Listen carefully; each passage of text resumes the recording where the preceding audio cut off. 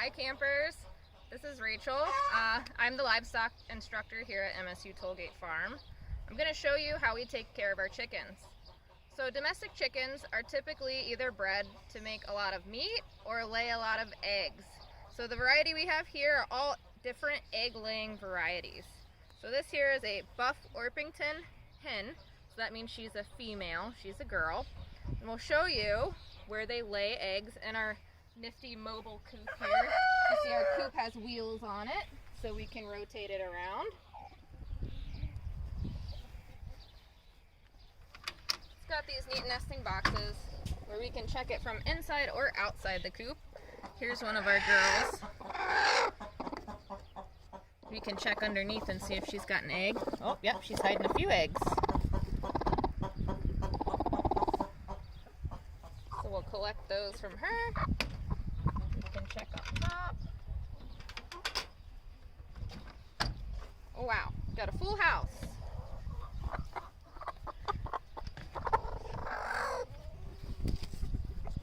So lots of eggs. So most of these are brown eggs. This one's got some white speckles on it. Check under her.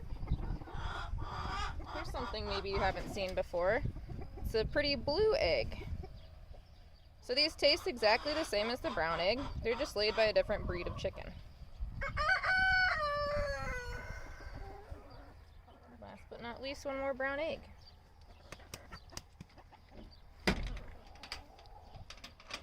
Alright.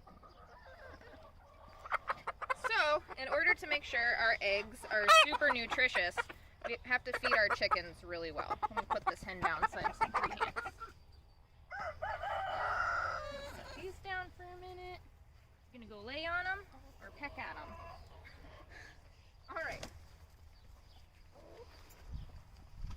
So in addition to all this grass, the chickens will kind of eat the grass and any bugs or worms that are living out here around their coop. They do get some feed. So we can come inside the coop and look at their feed.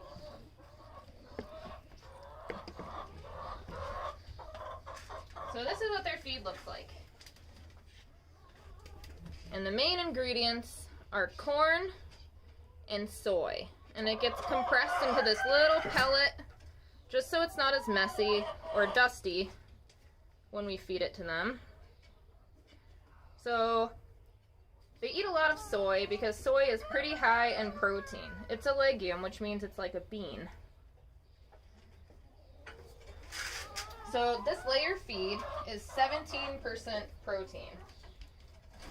That makes sure they not only stay in a good healthy weight and they have nice shiny feathers, it also means they have very nutritious eggs.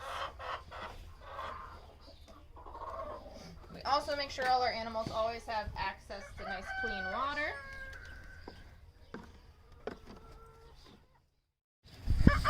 You may have noticed we have some decorations out here with our chickens. We actually have an issue with some hawks that like to come eat our chickens.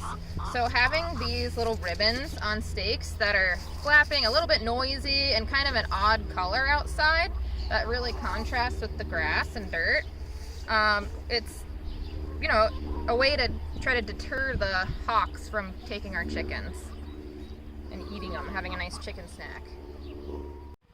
Okay, so we've got another buff Orpington hen. That's her breed. Buff just describes the color. So this tan color you can also refer to as buff. So we'll talk a little bit about her parts. Does anybody know what this is called or have any ideas? So this is called the comb, just like what you would brush your hair with. So on this buff Orpington, this breed has a single comb. So it looks a lot like a picture maybe you've seen in a book. And there are lots of different types of combs. So right here we've got another chicken. She's got what's called a pea comb. So it's still red, it's fleshy, but it's not nearly as big and tall. It's kind of small and wrinkly. These down below are called wattles that are underneath here. And then this is actually her ear, where these little feathers are covering. It's covering her ear canal to keep dirt and debris out of there. Let's see if she'll let us take a closer look. So if you look right in there, that's her ear. And of course she's got her beak. Do chickens have teeth? No, they don't have teeth. They have a tongue. They don't have teeth. So how do they chew their food? If they're eating food that's made up of corn and soy, or they have grass and bugs, how do they get it smushed so they can digest it? Well, they have a special part of their stomach anatomy called a gizzard. So they might eat little pieces of stones, rocks, they'll hold them in their gizzard. So when they eat harder foods like corn and soy, it gets smushed up by those rocks in their gizzards. And she's volunteering her wings here to show us her wings. So most domestic birds weigh enough that they don't really fly well for any distance, so they can't sustain their flight, but she can fly short distances and up to only certain heights to roost, right? But she can't fly like maybe you'd see a hawk or something soaring. Chickens can't really soar like that. She's a little bit too heavy and doesn't have big enough wingspan to lift her body weight. So we can look at her feet too. So most of the chickens here are clean-legged is what we call it, where they're just scaly. There's no feathers on her feet. They're just scaly. She's got these nice long toenails. Why might they have such long toenails? Anyone ever seen a chicken scratch? So scratching is what they do to look for insects and seeds and other snacks in the dirt. And they'll use these kind of like a rake to scratch up the soil. Sometimes, if your chickens are kept on really soft ground, you might actually have to give them a little nail trim because they'll grow pretty quickly. So you can see she's got feet that are perfect for grasping. Chickens like to roost when they sleep, so they're up off the ground and they feel safe. So she's got 3 toes on the front and 1 on the back, so she can grasp things to roost, and she can actually sleep like that without falling off. If we talk about her egg-laying anatomy, she's got what's called a vent. So vent is kind of the layman term for it, so like the common name for it. And a scientist or a veterinarian might call it a cloaca. So for birds, they only have one orifice that does all the work.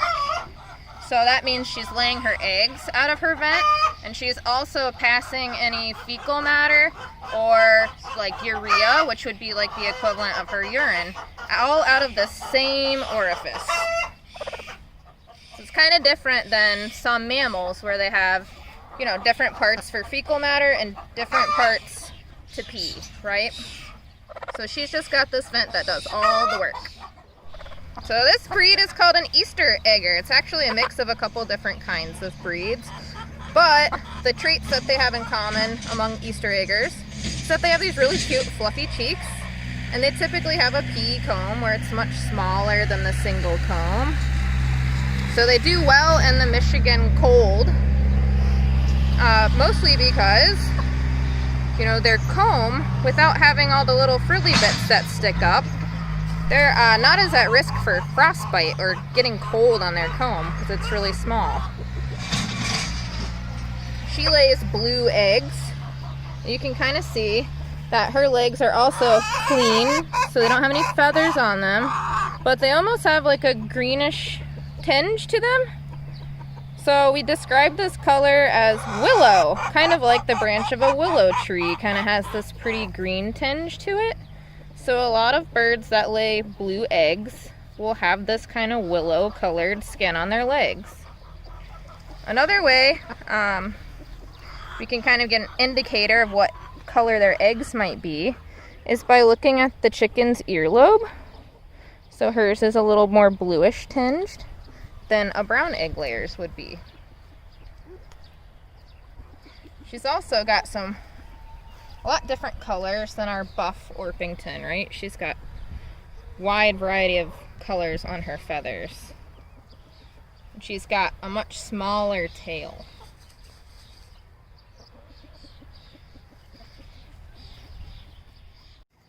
So we've met a few hens. This is a male chicken. Does anyone know what a male chicken is called? So he's a rooster is what we call him. He's also got a single comb. But you can see that roosters overall are much more showy than their hens, which are typically fairly plain.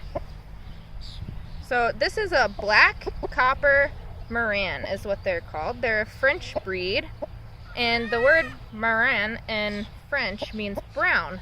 So they're known for laying very, very dark brown eggs. They're also kind of unique because unlike our other breeds that we looked at that were clean-legged, he's got this cool little strip of feathers that goes all the way down to his outside toe on both legs. You may notice some of the chickens are wearing these bands.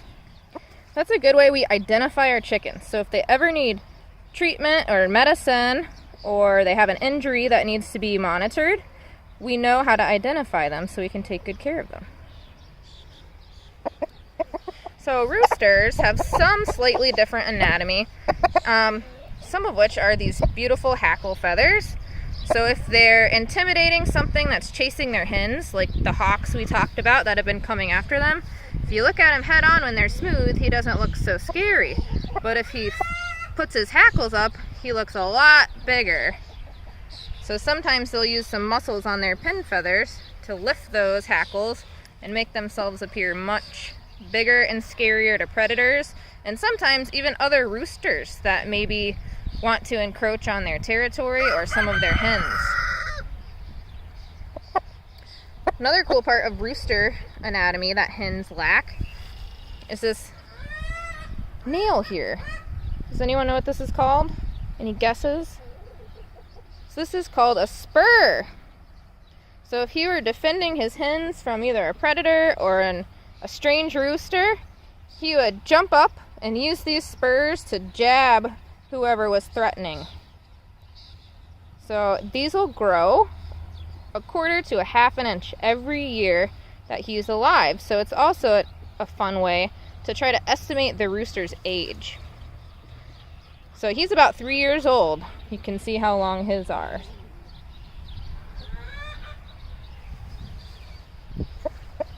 And maybe you're most accustomed to recognizing roosters by their beautiful rooster tail. So he's got some very long iridescent tail feathers that make him super showy and attractive to the hens.